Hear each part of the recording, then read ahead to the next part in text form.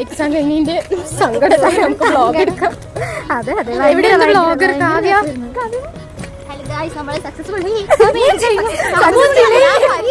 പരീക്ഷ എഴുതി സക്സസ്ഫുള്ളി പൊട്ടി.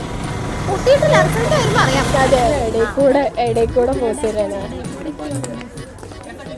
അങ്ങനെ ഇപ്പൊ നമ്മള് പോണത് ഫുഡ് കഴിക്കാൻ വേണ്ടിട്ട് പുറത്തു പോവാണ്. പിന്നെ ഇത് ന്യൂ ഇയറിനൊക്കെ മുൻപുള്ള വീഡിയോ ആണ്.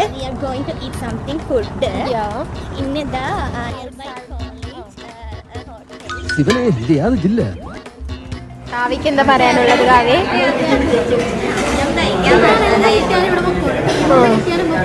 ഇല്ലേ? കാവ്യേ എന്തെങ്കിലും പറയും. കാവ്യേ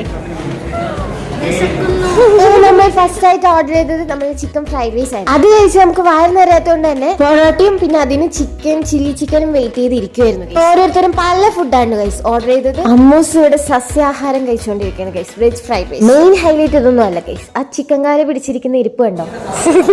എന്താണിത്? പ്രസാദം. പ്രസാദം.